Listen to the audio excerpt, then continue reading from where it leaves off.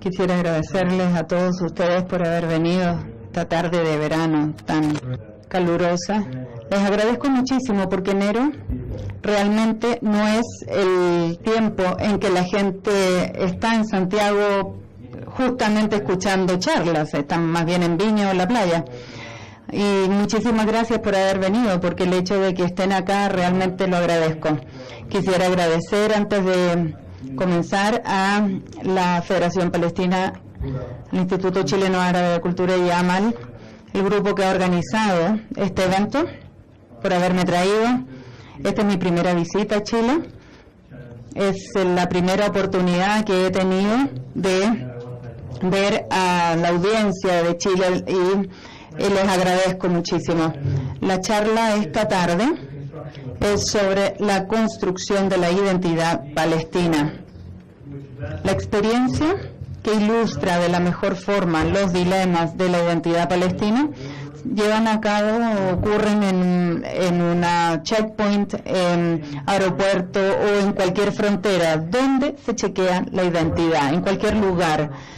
Y esto es uno de los problemas más particulares, porque la identidad palestina siempre está sujeta a cuestionamiento. Para algunos palestinos, su identidad significa sospecha. Por definición, la palabra Palestina o palestino es considerado ofensivo en sí mismo. En los Estados Unidos era muy difícil hablar de Palestina o de los palestinos hace 20 o 30 años atrás, porque la identidad ya está sujeta a cuestionamiento y a las barreras, a los checkpoints, a las fronteras. Los palestinos sufren de acoso, exclusión o incluso peor, su identidad. Los que han tenido la fortuna de tener un pasaporte norteamericano o sudamericano evitan un poco estos problemas, pero cualquiera de ustedes que visita Palestina, incluso los Estados Unidos con pasaporte europeo o chileno, han pasado por la misma experiencia en el aeropuerto, en el puente, en cualquier checkpoint. Irónicamente, la ansiedad colectiva en que ven los palestinos estos límites, sobre todo los límites dentro de Palestina y alrededor de Palestina, que evita el movimiento libre de los palestinos, refuerzan la identidad palestina. Estas barreras, estas exclusiones, les hace sentir y ver a los palestinos cuánto tienen en común. Esta ansiedad compartida, todo lo que ellos enfrentan cuando llegan a estos límites, a estas fronteras, y es una evidencia de que están compartiendo algo como pueblo. Esa es una de las ironías, y que esto va, por supuesto, a reforzar la identidad palestina. Otra ironía es que Israel, que ha sido históricamente responsable de las restricciones más sofocantes del movimiento de los palestinos y mucho más. Hay una paradoja en los israelíes que ellos incluso son descendientes de los pogroms, de los campamentos de la muerte y de la persecución, y que ellos sistemáticamente siguen maltratando a la gente después de 50 años. Uno de los temas que emerge de cualquier estudio de la identidad palestina es el hecho de que hay una historia entrelazada, hay un punto de convergencia entre la narrativa de los palestinos y la narrativa de los israelíes. Estas dos narrativas tienen significado completamente distinto para los mismos eventos, para los mismos actos. Hay nombres incluso que están en conflicto. Nosotros decimos palestinos, ellos hablan y dicen árabe-israelí. De la misma forma, las fechas significan cosas distintas para los dos. Para los israelíes el 48, para ellos el triunfo. Para los palestinos el 48 marca la catástrofe o la Nakba. El traslape entre estas dos historias nacionales hace que sea muy difícil llevar la narrativa palestina hacia los norteamericanos. Los norteamericanos solamente están familiarizados con el lado de los israelíes, con la historia israelí, y la razón es simple. Los norteamericanos están familiarizados con la historia moderna de los judíos, que es trágica, y la mayoría de los Estados Unidos, que son cristianos, están familiarizados con la narrativa bíblica. Y esto sobre la historia de los judíos, la historia trágica, y la Biblia ha sido explotada constantemente para que sirva como justificación para el sionismo moderno. Yo solamente he estado en Chile 3 semanas, pero ya he visto que acá en Chile la comunidad palestina es grande y es próspera, bien establecida, y los palestinos tienen influencia financiera. He ido a Villa Alemana, Limache, ahí dicen el alcalde es palestino, el diputado es palestino, el futbolista es palestino. Esto es una situación única en el mundo, y eso da crédito a los chilenos de ascendencia palestina. Pero todos sabemos la situación de la mayoría de los palestinos, que es mucho más precaria en comparación con la comunidad de acá o la comunidad de donde yo vengo, los Estados Unidos, y la condición de los palestinos, especialmente en Palestina, los que están en el Líbano y especialmente hoy en Siria, es una situación peligrosa y por lo general letal. 4 niños palestinos se congelaron y murieron por congelamiento en Gaza. Los niños refugiados palestinos en Siria ya son nuevamente refugiados en el Líbano. Sabemos esto, muchos palestinos acá en Chile y muchos otros han sido generosos apoyando a estos palestinos que están bajo amenaza. Pero hay un punto que debo hacer. La causa palestina es una causa que se sirve para poder apoyar la voluntad y el que soporten esto en la ocupación, y también los que están en Siria y en el Líbano. Pero la causa palestina también se sirve generando la lucha para las mentes y los corazones, estas luchas ideológicas, la lucha de la narrativa, ya sea en Palestina, en los Estados Unidos, en Europa, acá o en Estados Unidos o en Europa. Eso es para poder lograr el derecho de los palestinos. No es suficiente decir, bueno, la arena palestina es importante, sí, pero los distintos escenarios en los Estados Unidos y en Europa son cruciales, porque la opresión del pueblo palestino no puede continuar si no tuviese el apoyo de Europa y de los Estados Unidos. Y es ahí donde tenemos que trabajar, hay que cambiar las realidades en Europa y en Estados Unidos para poder cambiar la situación que viven los palestinos en Palestina. Como ustedes saben, se ha hecho mucho progreso en Europa, muchos parlamentos europeos, Irlanda, España, Francia, Inglaterra, Suecia, han pasado resoluciones apoyando y reconociendo el Estado palestino. Lo mismo ocurrió en algunos lugares en Estados Unidos. En el área académica hemos avanzado muchísimo durante los últimos 20 o 30 años. En el área de la historia, literatura, sociología, mucho progreso. Progreso con los estudiantes en los campus de los Estados Unidos, las universidades. Entonces, en todas estas áreas hay campañas bien financiadas y que se han trabajado fuertemente para negar la existencia de los palestinos. Esto existe en América Latina, en Europa, en los Estados Unidos.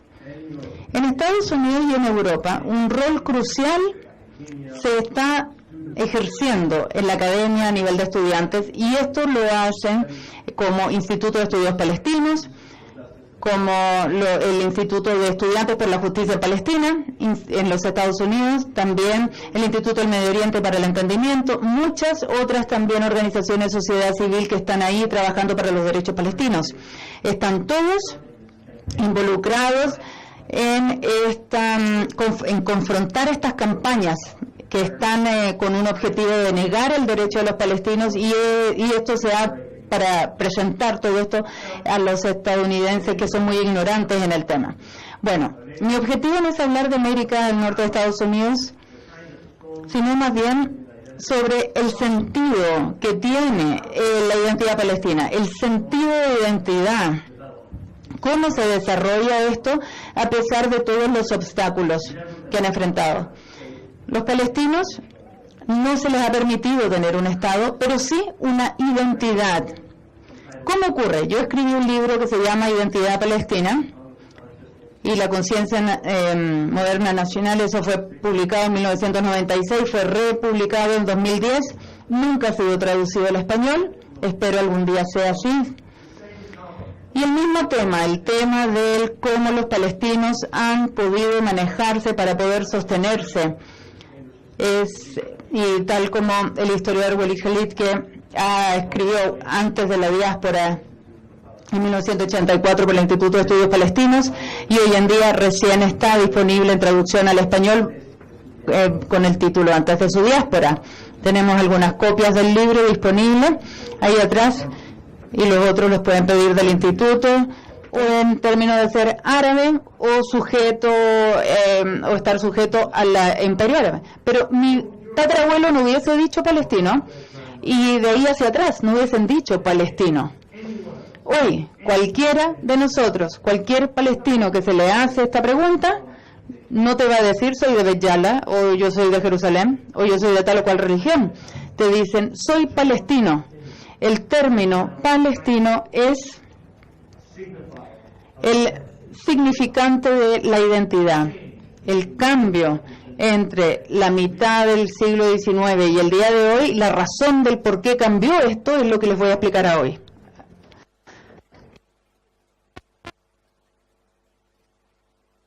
La gente que dicen ser nacionalistas. El ser nacionalista es algo dado y que es algo que básicamente no cambia a través de los siglos. Yo dije, bueno, mi tatarabuelo no se hubiese llamado palestino en 1870, 890. Entonces, la identidad no cambia, la identidad es permanente, es algo que es dado. Yo no parto con esa premisa. Yo digo que la identidad nacional se construye y los palestinos no son distintos a los grupos modernos en el Medio Oriente o en cualquier otro lugar.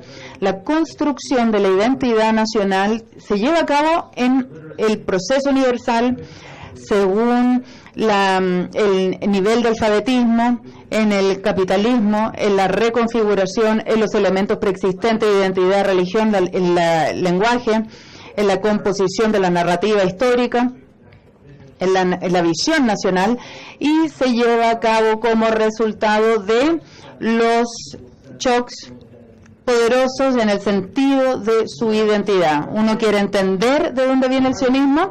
Parte de eso ocurre en lo que ocurrió a mediados del siglo XX. La mayoría de los judíos no consideraban que tenían que vivir en un Estado nacional o en 1800, 1850, en 1900 o en el 1935. Los judíos en los Estados Unidos no creían en el sionismo. El shock del Holocausto cambió la forma en que ellos se veían. Esos shocks poderosos que generan estrés en la identidad de las personas en un periodo de tiempo muy corto son los componentes de la construcción de la identidad nacional. Y yo les voy a hablar ahora cómo esto ha afectado la identidad palestina. En los Estados Unidos, donde se nos dice, sí, hay algunas identidades que no son claras, que no son reales, son vagas, artificiales. Esto, en particular, es cómo es descrita la identidad palestina por los que son hostiles hacia Palestina. Hay un libro horrible, John Peters, que acaba de fallecer, se llama From Time Immemorial, y decía que probaba, en base a una investigación supuesta histórica, que el pueblo palestino no existía, nunca existió y no existe. Y siento decirle que este libro ha estado impreso desde que ha sido lanzado en los Estados Unidos. Es el mejor venta, el número 11.000 de venta de Amazon. Es un libro terrible. Y en este caso, entonces, todo lo que se ha dicho en este libro ha sido expuesto y ha sido rebatido con historiadores serios, incluso historiadores israelíes, que han dicho que no tiene base la identidad palestina, que cree que la identidad palestina no existe. La gente que dice esto lo dice en contraste a la artificialidad de esto, sobre lo que hablan del sionismo, de la identidad de que Israel siempre ha estado ahí, que el pueblo israelí siempre ha estado ahí. Eso sería la conclusión de miles de años de historia judía. Nosotros sabemos que a mediados del siglo XIX, cuando mi bisabuelo, que no se describía como palestino y tampoco los judíos de esa época se describían como israelíes, el sionismo ahí habla de otra cosa. El sionismo y otros nacionalismos no entran a una discusión racional, no pueden ser sujetos a una evaluación racional. El nacionalismo requiere mucha creencia en lo que evidentemente no es cierto. Eso es el nacionalismo y eso es el sionismo en resumen. Entonces, la identidad palestina se construye históricamente tal como todas las otras identidades nacionales. No es algo insubstancial, es algo que sí es muy significativo, a pesar de los argumentos como Joan Peters o como la Golda Meir, que dijo el 69 que los palestinos nunca existieron. De hecho, hay similitudes fundamentales entre la identidad nacional palestina y otras. Les recordaría que, de hecho, la identidad más antigua en cualquier lugar del mundo tiene unos 200 años, nada más. El principio del siglo XIX y nada más. ¿Qué significa el término identidad nacional? La idea de que la gente hable el mismo idioma, que miren a una misma historia y que se imaginen como pueblo, y que es un pueblo que tiene derecho a vivir en un estado propio. Y debido a esta última calificación, el deseo de vivir dentro de un propio estado, la identidad nacional, entonces, no es solamente un sentido de pueblo, no es solamente la capacidad de Estado o en los estados a través del tiempo. En el Medio Oriente y en muchos otros lugares del mundo, los estados van cambiando. Hay un pueblo francés, un estado francés por siglos y siglos, pero la idea de que todos los franceses deban vivir en el Estado Nacional de Francia, que sería el lugar de los franceses y que debe ser gobernado por los franceses, es una idea históricamente nueva. Esto no existía antes del siglo XVIII. Por ejemplo, Inglaterra. En 1714, un príncipe menor llamado Hanover, de Hanover en Alemania, y fue Jorge I, y fue el fundador de la dinastía de ahora. George prefería estar en Hanover y no en Inglaterra, no le gustaba, él quería estar en Alemania. Todos los veranos los pasaba en Alemania. No lo culpo, obviamente algo razonable, porque él en sí era un germano. Jorge I y su hijo Jorge II no aprendieron a hablar inglés puro y tenían un acento marcadísimo alemán. Unas décadas antes de esto, y esto no es una anomalía, unas décadas antes trajeron de Inglaterra a un príncipe holandés y lo hicieron también rey. Entonces nadie podía encontrar en ese tiempo un rey que fuese realmente inglés, sino que hubo un holandés y un alemán, y que hablaban con acento el inglés. Esto prueba entonces la idea de Estado-nación, incluso que se prueba en Inglaterra, en Francia y en el siglo XVIII. Nosotros sabemos que en el Medio Oriente las identidades nacionales son mucho más recientes a las europeas, o incluso las identidades nacionales en América Latina. Son unos 200 años. Incluso la identidad moderna, como los armenios, los kurdos, los sirios, o también otros estados antiguos como Egipto. Las modernas son unos 100 o 150 años. No hay ninguna identidad nacional en el Medio Oriente, del sentido en que yo describa, que vaya por más de 100 o 120 años. Esto se aplica a la identidad árabe, turca, iraní.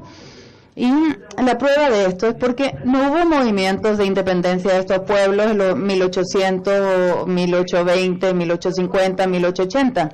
No existía eso de una identidad nacional. Ahora, llegando al presente, quisiera destacar algo. Es muy difícil poder percibir la especificidad de lo que es la identidad palestina y cuán distinta es de otras identidades.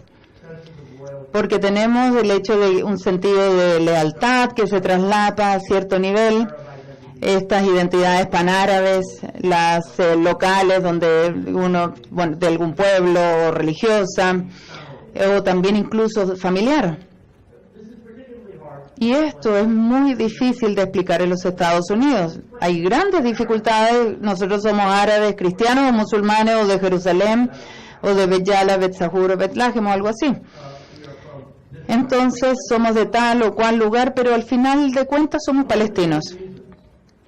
Entre las razones principales por las cuales la identidad palestina no se entiende en los Estados Unidos es por el conflicto entre el movimiento nacional palestino y el sionismo en el siglo XX. Tengo que enfatizar esto, que esto es un conflicto, y me preguntó un periodista, ¿no es un conflicto antiguo, 100 años? Y en el momento en que se empezaron a desarrollar estas ideas modernas, no empezó siglos atrás, no empezó hace un milenio atrás, esto es un conflicto reciente. También es importante destacar que esto no es solamente un conflicto nacional. Sí, por supuesto, tenemos un Estado israelí y los israelíes tienen un cierto sentido de nacionalidad y lo mismo los palestinos. Pero es importante destacar que a pesar de que el sionismo ha tenido éxito en la creación del Estado-Nación israelí, el sionismo también siempre ha sido un movimiento de colonizadores. Siempre ha sido un movimiento de colonizadores. Y tal como estos movimientos, tenemos colonizadores franceses en Argelia, los blancos en Sudáfrica, y solamente tienen éxito en seguir adelante porque reprimen a los pueblos indígenas, a los pueblos nativos originarios. No pueden hacerlo sin el imperialismo británico, sin el apoyo de los Estados Unidos, en el caso de Israel. Ningún sistema colonialista va a tener éxito en sí mismo, solo sin apoyo de una potencia. Y todo esto ha sido necesario para la creación de los estados, como por ejemplo de América Latina, y los británicos para la colonización de Estados Unidos. Si no, no ocurre. Y en términos similares, no se hubiese podido establecer el Estado moderno israelí si no hubiesen tenido este apoyo.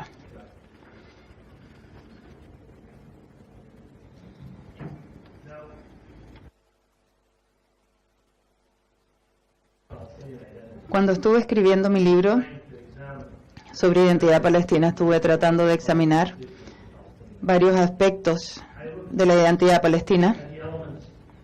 Estuve viendo varios elementos que daban forma a este sentido del ser de los palestinos. En ese minuto, la gente de Palestina tenía una identidad de traslape, lo que es religión, y también la identidad de arabismo hacia sus países, hacia Palestina, y también las ciudades y sus familias.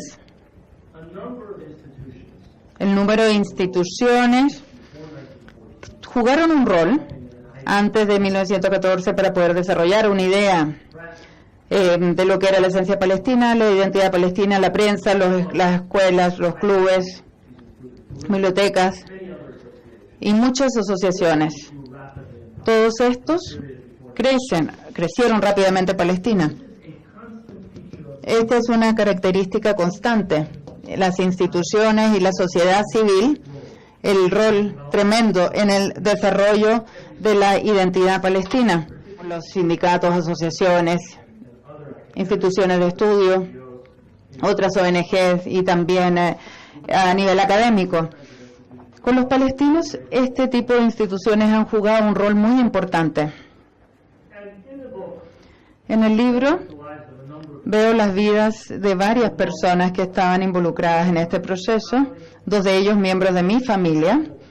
Busqué y encontré muchísima documentación en los archivos familiares. Había gente que eran escritores, involucrados en la política y sirvieron en distintas áreas también, en las autoridades en Jerusalén. Y empecé a ver su vida, empecé a ver el trabajo de contemporáneo de la gente en esa época, como Isan Issa y el editor Najib Nassar, educador, y también académicos, muchos de la familia de mi esposa, de mi familia, y así fue posible poder entender cómo emergió la identidad palestina, incluso antes del 1917, incluso antes de la Declaración Balfour.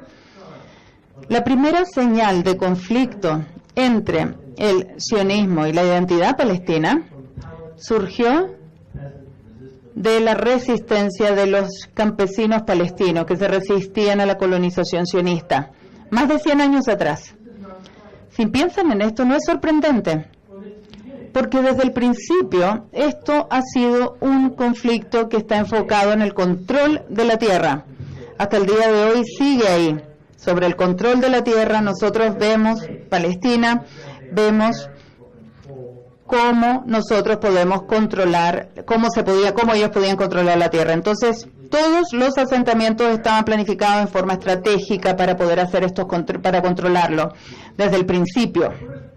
Ahora, las primeras personas que entendieron el proceso de colonización que estaba ocurriendo en Palestina no fueron los intelectuales, no fueron las personas que yo mencioné, ninguno de los intelectuales, fueron los campesinos que fueron despojados, que fueron sacados de sus tierras por las compras tempranas de tierra, compras por tierras que supuestamente estaban abandonadas o no le pertenecían a nadie. Entonces, después, los intelectuales, los escritores, de ahí en adelante, empezaron a jugar un rol prominente en oposición al sionismo y en dar, a su vez, la identidad palestina. Una de las cosas que yo hice leyendo la prensa antes del 1917, es que la prensa jugó un rol muy importante en la reacción árabe al sionismo y también a la creación de la identidad palestina. Los diarios como Palestine o Al-Quds, Al-Carmel, Palestine, Al-Quds por Jerusalén, Al-Carmel por el Cerro Carmelo, Monte Carmelo. Entonces, todo esto indicaba que estaba relacionado con un lugar y un sentido de identidad y que esto crecía muchísimo. Antes de 1917, decían los palestinos, describiendo a la gente del país. Incluso desde esta época ya había un sentido de pertenencia a un grupo desde el 1910 al 17.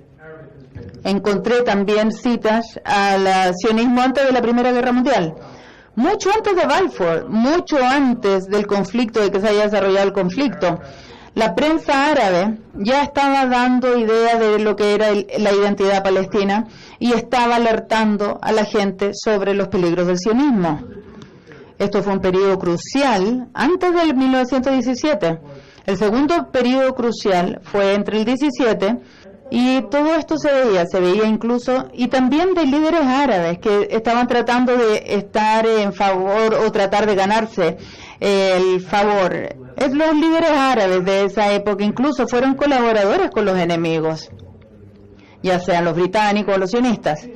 Entonces, lo que nosotros vemos al principio de los 20 fue un cambio crucial, una idea de identidad otomana. Y en respuesta a esto, este impacto de shocks traumáticos en la Primera Guerra Mundial fue un periodo de shock traumático para la gente de esta región, especialmente para los palestinos. Esto trajo hambruna y la baja de la población. Bajó un 10% la población, ya sea por la hambruna, por la muerte, por las enfermedades durante la Primera Guerra Mundial. Trajo el colapso del Imperio Otomano. Fueron 400 años y de un día para otro desapareció. También el tema de la declaración Balfour, la eliminación también del Reino Árabe en Damasco. Todos estos fueron shocks fuertes y de estos shocks se fue formando la identidad palestina. Como resultado, en un periodo de tiempo muy corto, el sentido de identidad que ha sido muy firme por muchos años empezó en algunos sentidos a desaparecer y en otros a evolucionar. Yo dije que antes del 17 había un sentido de identidad palestina y el periodo del cual estoy hablando, del periodo breve del que estoy hablando, permitió a los palestinos sentirse como palestinos, pensar en ellos mismos como palestinos, cuando se empiezan a pensar en sí como palestinos desde el 17 a los 20. Hay dos ejemplos de este proceso y que estaban ocurriendo lejos de Palestina, aquí en Chile. Los palestinos habían estado emigrando por muchos años antes. El Club Deportivo Palestino, el equipo de fútbol, fue establecido en 1920. Es decir, que había ya un sentido de identidad. El sentido de identidad era ya fuerte en los inmigrantes palestinos, inmigrantes a Chile. Y no árabe, turco, siriano, palestino. Esto es muy importante. El hecho de que el club fue establecido en los años 30 es igualmente importante porque es una evidencia de cuán formal ha sido establecida la identidad palestina y que ya existían los 20 y los 30, no solamente en Palestina, sino también en la comunidad de los inmigrantes. Ahora, entonces, si el periodo antes del 17 fue el principio, el periodo de trauma después de la Primera Guerra Mundial fue el periodo en que se solidificó la identidad palestina, y lo que ocurrió después sirvió para poder unificar mucho más a los palestinos. Vinieron los traumas de la opresión británica, la revuelta del 36, del 39, incluso mayor, de la Nakba, la desposesión del año 48, donde la mitad de la población árabe de Palestina perdió sus casas, incluso donde los palestinos se les quitó el derecho a la autodeterminación, y ahí, después de eso, la identidad nacional surgió mucho más fuerte después del 48. Después de años de dispersión, de exilio, de control por otras potencias, hasta los 60. Solamente esto puede reforzar la identidad palestina. Se puede decir que a lo mejor los eventos del 48 comparten una memoria colectiva del trauma que vivieron y que le toca la identidad hasta el día de hoy. Pero yo les diría que todas las identidades palestinas tienen un cúmulo de eventos traumáticos donde parte lo central es el 48 y de dónde viene la familia antes del 48 y no de dónde viven ahora. Yo nací en Nueva York y soy de Jerusalén. Ustedes dicen nací en Chile, pero son de Bet Yala, de Bet Sahur o Betlehem. 3. El triángulo sagrado. Y para mí es Jerusalén, para mi esposa es Jaffa. Estos son pueblos que quizás nunca estuvimos ahí, nunca vivimos ahí, pero de ahí venimos. De ahí vinieron nuestras familias antes del 48 y de ahí es de donde somos. Estas identidades locales han sido cruciales en preservar o mantener los nexos con Palestina, tal como lo hace la comunidad acá en Chile, y está absolutamente claro también con los palestinos en el resto del mundo. En los Estados Unidos hay una asociación muy grande la de más grande, la de Ramallah, hay otra de Bet Hanina, Betunia, incluso aldeas que ya no existen. Lifta tiene tiene una asociación de aldeas muy grande en los Estados Unidos. Este es un tercer periodo con la identidad palestina, con el desarrollo de la identidad palestina. Todos ustedes saben, conocen el cuarto periodo, el de la OLP. El de la OLP que desarrolló más la identidad palestina, que partió en los 60 y que replanteaba las pérdidas de los palestinos y las convertía en éxito. Lo que hizo la OLP es replantear estas pérdidas, replantear lo negativo, replantear lo que iba en contra de nosotros como una victoria, como un punto para seguir adelante. Esto fue algo que se fue desarrollando y esto es una de las formas clave que tenían los palestinos para poder explicar todas esas pérdidas. Y eso es cierto, los palestinos siempre han enfrentado el sionismo, el imperio británico, en el periodo del mandato, y hoy en día los Estados Unidos, Israel e incluso muchos gobiernos árabes que están coludidos con Israel y que están coludidos con grandes poderes. No todos, pero muchos. La OLP hizo otras cosas. También entregó instituciones, no eran instituciones estatales, no podían sustituir el rol de Estado, el rol que ejercían los Estados en otros países del Medio Oriente, pero entregaban un marco para poder generar esta identidad palestina. En los 70 y los 80 también tuvieron mucho éxito proyectando la identidad palestina. No tuvieron éxito en los Estados Unidos, pero sí tuvieron éxito en otros lados. Fueron tan exitosos que el Estado de Palestina, incluso el Estado está completamente bajo ocupación israelí y que no existe aún, ha sido reconocido por muchos países alrededor del mundo. Y no es el éxito de la OLP, el éxito es el resultado de la resistencia de la voluntad de los palestinos de poder sobrellevar todo lo negativo. Hay muchos obstáculos que deben superarse para que el pueblo palestino pueda lograr sus derechos inalienables y lograr la justicia. Quisiera hablar del tema, pero eso sería otra charla. Espero haberles mostrado esta tarde el cómo emergió la identidad palestina y cómo ha resistido los desafíos y la presión y el por qué ha sido tan potente y ha sido una realidad que ha perdurado en el Medio Oriente. La identidad palestina existe, hay una identidad, el pueblo palestino existe, se han hecho muchísimos esfuerzos por más de 100 años de borrar esta identidad y esos esfuerzos siempre han fallado. Muchas gracias.